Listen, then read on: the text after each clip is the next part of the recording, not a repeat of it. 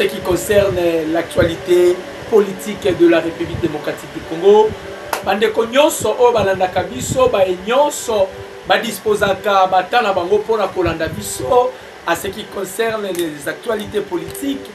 C'est moi, votre humble serviteur, le communicateur de l'unité nationale, Nayeli Soussou Ligoso à poste téléviseur Nabino pour parler de l'actualité politique. Bandeko nangai ba congolais to utaki koleka na maponami, ce qu'on appelle les élections. Maintenant on doit parler sur la poste électorale. Oyo nini koyaki to oyo nini ye après maponami oyo tiko salema. L'Afrique contient 54 États, dont 12 États. On va féliciter qui Mukundiamboka, va félicitations pour être encore réélu pour son deuxième quinquennat. On doit aussi parler. Donc, on doit parler et on doit parler aussi de certaines Makambo au département État américain Balobaki. On doit en parler encore sur la guerre qui se pointe à l'horizon entre la République démocratique du Congo et le Rwanda. On doit en parler. Tokoti na ba actualité politique na biso. Bandeko ba Congolais ba les nyonso balandaka biso. Ezali susu ngai ndeko na bino bolandaka o ya memela kabino les informations fiables, sûres et vérités à ce qui concerne l'actualité qui se passe en République démocratique du Congo. Ndenge tolobaka bandeko lobi ezalaki le 2 janvier 2024 to commémoraki la mort d'un vaillant héros qui s'appelait Moustapha Mamadou Ndala au atikaka biso le 2 janvier 2014. Alors lobi ezalaki 2024 et il y a cela 10 ans on ndeko Mamadou Ndala atikaki biso mort na ye komaki ndenge nini akutanaki na embuscade na 10 km pour la ville ya Beni. Il se dirigeait na Beni pour la opération ndenge nini atikaki pour attaquer Dongolomisu o bayaka na République démocratique du Congo pour piller les ressources naturelles na biso. Et c'est alors na embuscade ndeko na biso Moustapha Mamadou Ndala akufaki na embuscade ezalaki le 2 janvier 2014. Alors lobi to commémoraki Oezalaki bongo liwanaye, que son âme repose en paix. C'est un vaillant héros. Otokoyi Kobo Sanate. Parmi Batu Oyo Bandima, Ope Savina Bango, Pona Congo Oyo. Lelo eza le 3, eza dernier jour. Pona Bayenyonso, baza prêt à contester et introduire ma requête na Bango na cour constitutionnelle. Selon la délai, Oyo Seni a fait ça selon notre constitution, selon aussi la calendrier électoral. C'est dans 3 jours après la publication, Oyezala qui tenait le 31, la Seni avait publié les résultats provisoires. Il y a encore des marches au Kolanda pour contester les délai, mais le dernier jour. Ceux qui opposants kotisi requêtité, ceux qui opposants posséder la voie légalité, c'est-à-dire ils n'arrivent pas à contester, la cour a kokanga porte na ye et la cour va directement officialiser to cour a certifier oyo Seni appelle ça qui comme résultat provisoire. Je fais appel na pasteur Ngalassi qui vient de parler à peine avec ses fidèles. C'est une information qui m'est parvenue. Pasteur Ngalassi qui assure ce fidèle que la cour peut les surprendre. Donc, cour est qu'on surprendre. Le président Félix Sabimi, président, Pasteur Ngalassi, il continue avec ses idées illusoires. Il y a Kokanisake, il y a gagner l'élection. Pour surprendre pour la Pasteur Ngalassi comme président de la République. Pourquoi les hommes de Dieu, dans la République démocratique du Congo, on ne peut pas blaguer avec la prêtrise et les sacerdoces. On ne peut jamais blaguer avec ce qui est sacré et ce qui est futile. Tant que vous avez fidèle, La première des choses, vous avez d'abord menti au nom de Dieu. Tu as menti toute une nation congolaise par une fausse prophétie qui n'est jamais réalisée et tu continues encore de persister sur ta prophétie. Là, je m'adresse à Pasteur Ngalas. Parce que Naouti Kolandaye a fortifié ma fidèle pour leur dire il faut que la Nzamba se répondre à la cour constitutionnelle. Wanezali ba illusoire. Moi, je ne peux jamais penser ça. Ce sont des illusoires. Maintenant, à ce qui concerne la félicitation parmi les homologues à Mukonzi Mboka, vous avez suivi les États-Unis, utilisant qui terme que nous avons pris note. Et nous devons procéder dans l'enquête. Il faut qu'il y ait la transparence. C'est-à-dire, pour aller plus loin, les États-Unis ont douté d'un résultat à Mukonzi Mboka. Pourquoi ça? Là, c'est l'administration Biden qui demande à ce que il faut que l'enquête est salement. Il doute pourquoi n'a résultat à Mukonzi Mboka. Je vous ai toujours dit, Malobananga Inganga, Mindele bazalaki prêté pour ma ponami. Mindele bazalaki contre ma ponami. Pour la Mindele, ils acceptaient que le glissement soit fait. Mais Tshisekedi a son deuxième mandaté. Ça, c'était la carte de la communauté internationale. Nyoso wana pona nini? Parce que Tshisekedi n'a pas révisé le code minier. Tshisekedi est venu avec 50-50. Tshisekedi nous dit ainsi que comme la République démocratique du Congo na kala, tout le monde nous sommes des partenaires. Ceux qui ont bénéficié par la biso, ils sont bénéficier par la bilo. Et ça, bilo quoi est suscité bitumba. La communauté internationale pour eux, pour Nabango, selon leur conception, Tshisekedi ne foudait. Tshisekedi a cocaïne qu'on soit deuxième mandaté. Tshisekedi a cocaïne qu'on organise l'élection. Le corps a besoin qui décision. Après président Félix Kokenena, Chine. Pour les États-Unis, département État américain, Baloba Kiboye, Tshisekedi, il a franchi la ligne rouge. Donc, on permet que Tshisekedi a son deuxième mandaté. Voilà, c'est les États-Unis d'Amérique. Pourquoi les États-Unis d'Amérique, dans leur pensée, ils pensaient ceci, que le corps de Tshisekedi a su Bokondi, donc on manipulait Tshisekedi. Donc on dirigeait Tshisekedi, ne regarde ça qui n'est pas Kabila. Or, Tshisekedi, tant qu'on a accéder à la magistrature suprême, il faut compliquer carte ya Mundele. Mundele il faut comprendre que nous avons commis une erreur. Il y a coupé sa moutoyo. Magistrature suprême. Maintenant, nous devons l'empêcher à son deuxième quinquennat. À l'heure où moi je vous parle, mille lois aux États-Unis d'Amérique, mille lois na Katia France, na Katia Belgique, na Katia Royaume-Uni, na Katia Allemagne, mille lois. Pourquoi Bazole là? Bazole là parce que Tshisekedi a eu un deuxième mandat. Et que la prophétie, oh Ezala qui prédit, et pas il y a un prophète, et Koko Kisama dans les jours à venir, dans l'ère, dans la boca là-bas.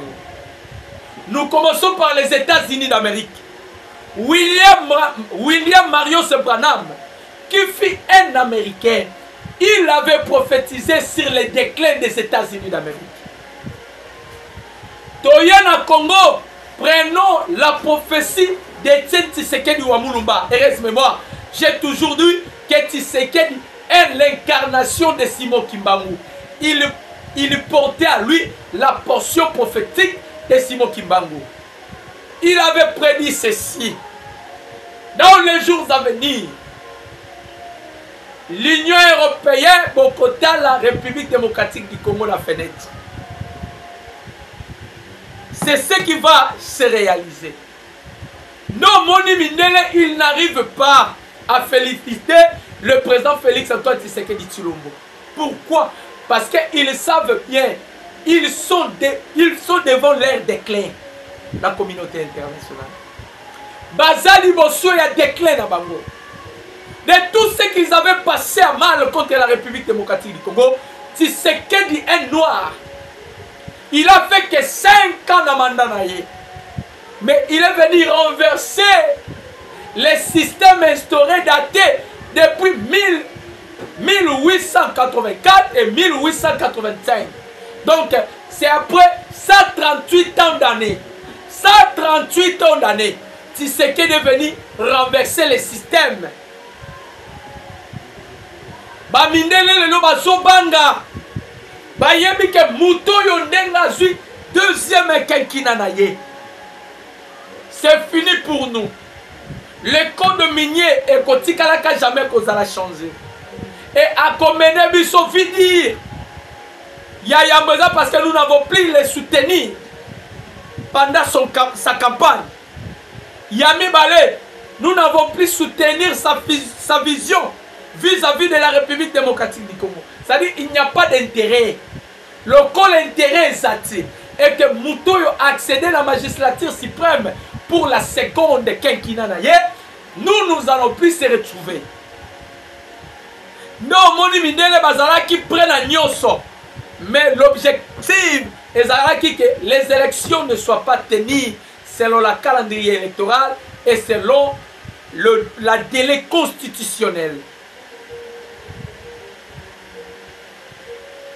Pour ça, la bango ezalaki maponami esalamate. Babundi a sorti que bakomiti na suka. Ils ont utilisé aussi certains opposants. En sorte que maponami ezalatenité selon les délais constitutionnels. Mindele bazalaki prête glissement et salema. Mais Tshisekedi azwa deuxième quinquennat. Ba Congolais nyonso bozala nanga ba Congomani. Bino bozali banda ya mboka. Nazo féliciter bino, vous êtes des hommes. Bitumbo ezaka biso tende tobundi yango. Na bino bozala ki libanda. Tobundi na bino ensemble pour que tolonga bitumba oyo. Moi je vous félicite. Na pesi bino longonya. Na pesi bino ba coup de chapeau. Vous avez fait la preuve de la maturité. Vous avez sanctionné certains candidats étrangers. Nous, au lelo, ils ont des bandales. L'Union européenne abattue. Les États-Unis d'Amérique abattus. On n'a plus même besoin de leurs félicitations.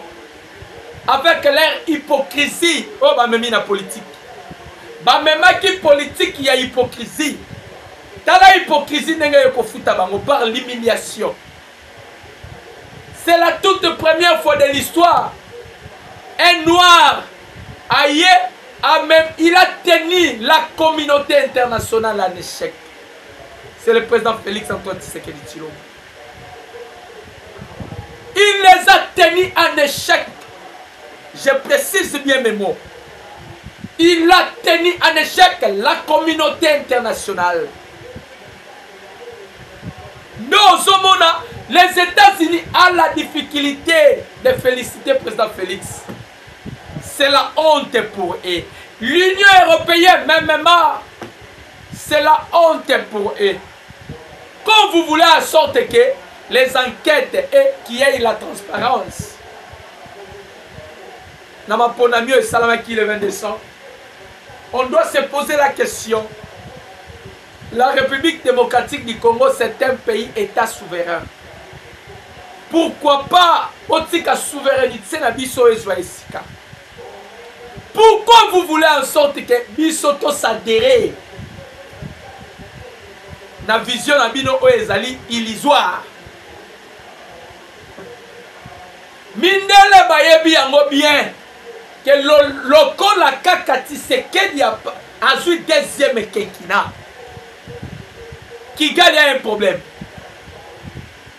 Je vous dis bien, Kigali a un problème.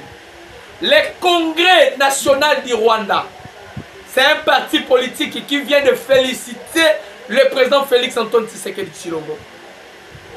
C'est un parti de l'opposition. Le Congrès national du Rwanda va féliciter son excellence, mais c'est le président de la République, Félix Antoine Tshisekedi Tshilombo. Et puis ils savent bien que dans peu de jours, dans peu de temps, la guerre sera déclenchée entre la République démocratique du Congo et la République du Rwanda. Parce qu'à l'heure où je vous parle, notre armée vient d'être encore dotée des avions de guerre. Et on est en train de déployer des chars pour maintenant utiliser l'offensive.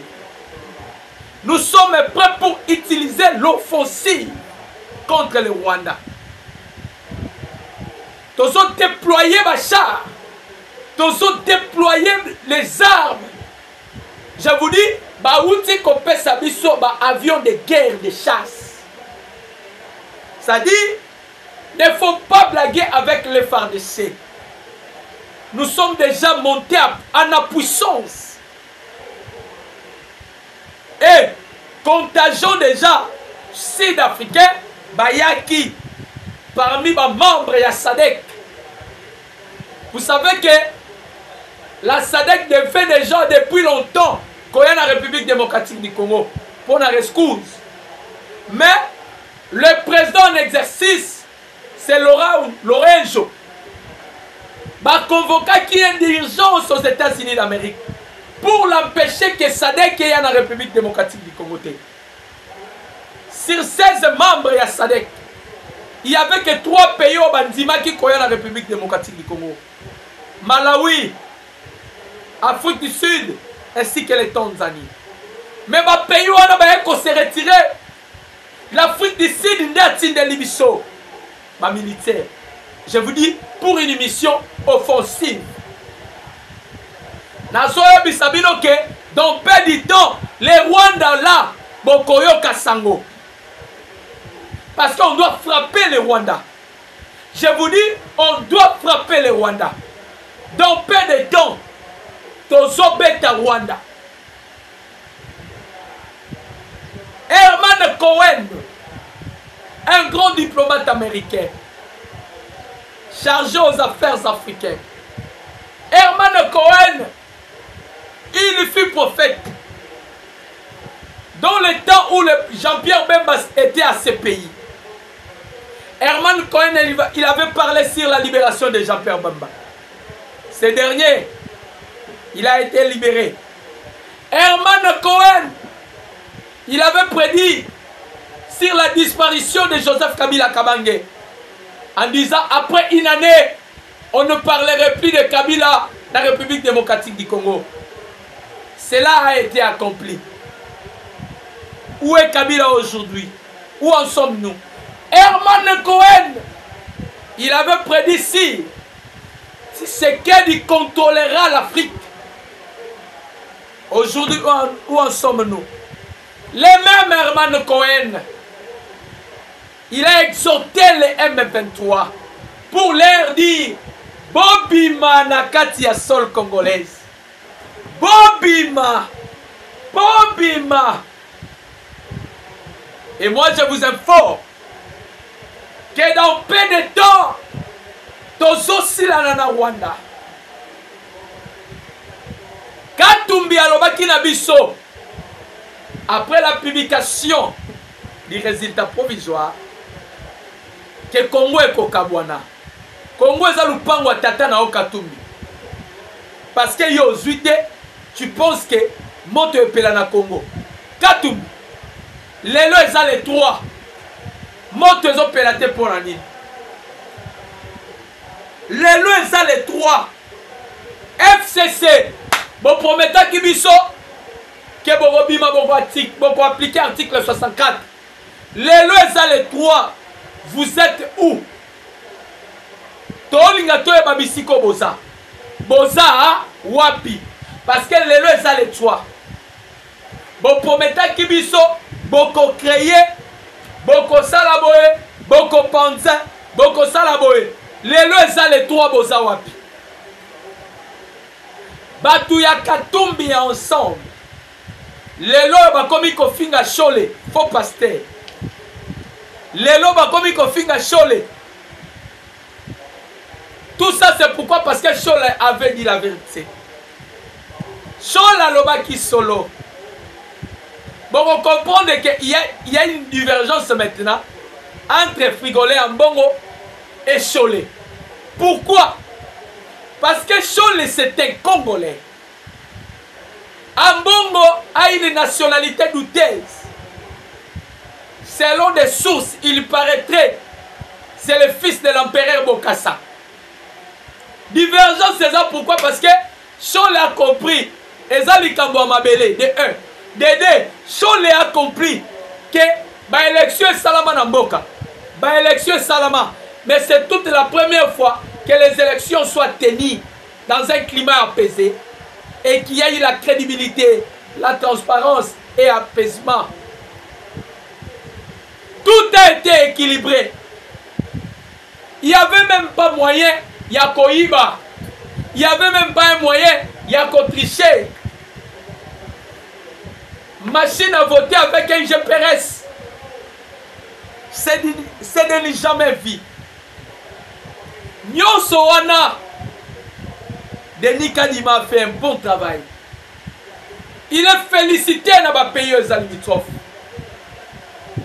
Maintenant, Ndayishimiye Evariste, le président burundais, a sali point de presse. Oyo aza kotake homologue na ye. Il s'agit de Paul Kagame. Paul Kagame, le 25 décembre,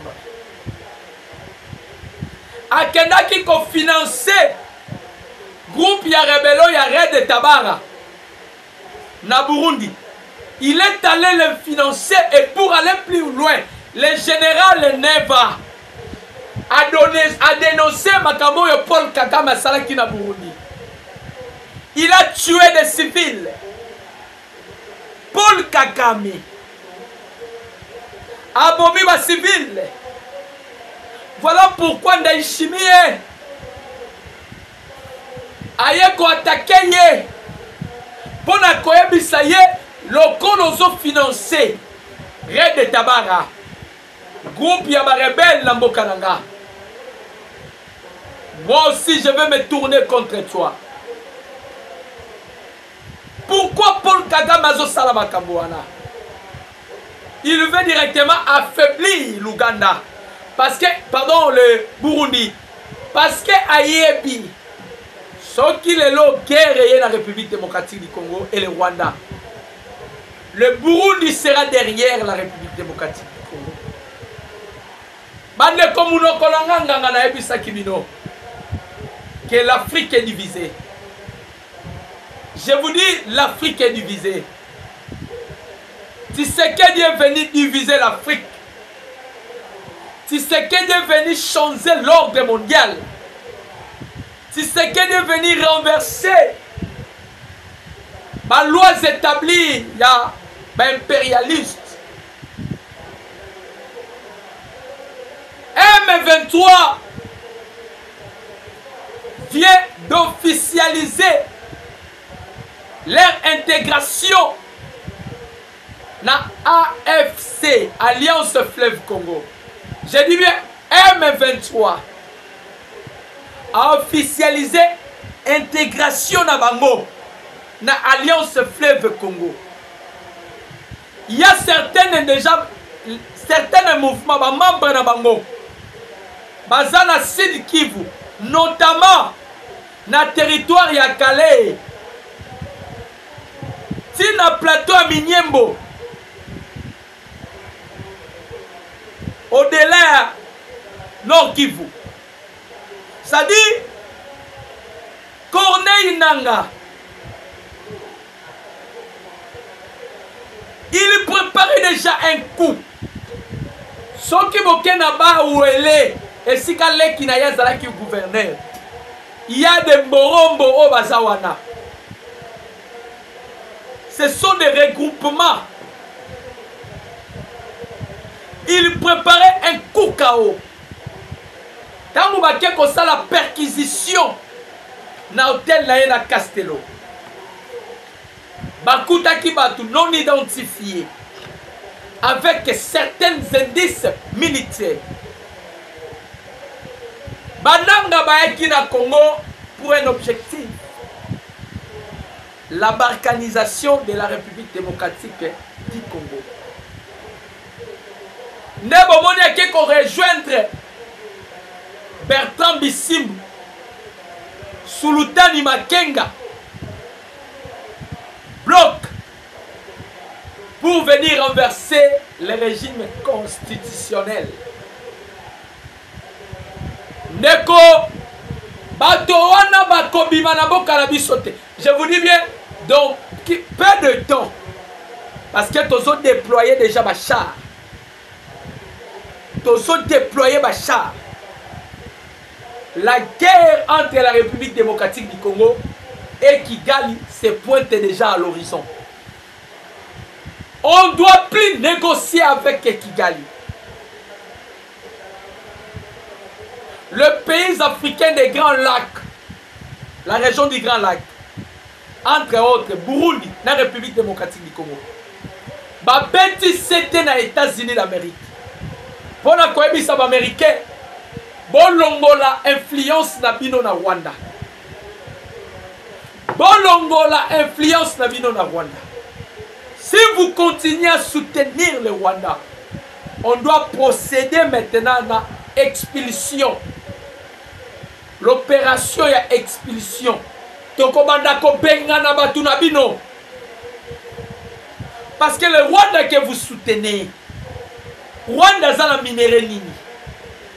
Oye koza la bénéfique na mikoloza koya na monde.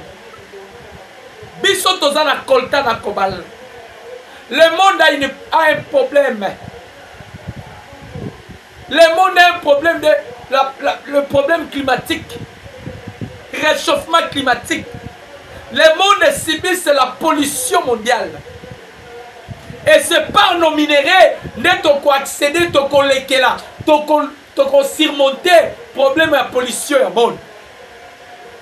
Pour vous dire que la République démocratique du Congo a déjà réserve de poumons mondial pour préserver l'humanité face à un danger climatique. Mais Bino Bolingi Kimiate dans la République démocratique du Congo. Bino Bolingi Congo est toujours instable. Tous la responsabilité na biso na maboko. Nous allons frapper le Rwanda. Baméricain tisiko bazo lukaba yeba. Logistique ninyo yo République démocratique du Congo azanango. Armement nini oyo République démocratique du Congo azanango. Technologie ezo évoluer. Technologie ezo évoluer. C'est-à-dire dans peu de temps nous allons frapper Rwanda. Je vous dis bien, dans peu de temps nous allons frapper le Rwanda. La guerre a été déjà déclenchée. Je vous demande de merci Bino pour disposer qui m'attend à Bino pour la prolongation. Mon numéro c'est plus 243 89 63 95 965. Plus 243 89 63 95 965. Naba nyonso bolinga rabiso na ba émission. Numéro na pesi Bino wana eza na WhatsApp. Numéro na pesi Bino wana eza pe le numéro na ngai. Soki bobengi ngai bokozwanga. On est là pour partager les informations. On est là pour vous donner les informations fiables. À l'heure où je vous parle, tu ratissez déjà que ce soit Lubumbashi, Kobanda Kabushi, Kibushi, Tina Kilolo. Il y a des commandos spéciaux. Koyana Kinshasa, Nyoso examiné. Kabila devait quitter Kinshasa pour aller à Johannesburg. Il paraît-il directeur, il y a thèse na yenda zangi na besoin na ye. Donc bloquer Kabila. Katumbi voulait se diriger kokene na match ya Lupopo. Entre Mazembe, Lupopo. Donc bloquer Katumbi. Bayo babima qui baza la chance. Katumbi ne va pas sortir. Kabila ne va pas sortir.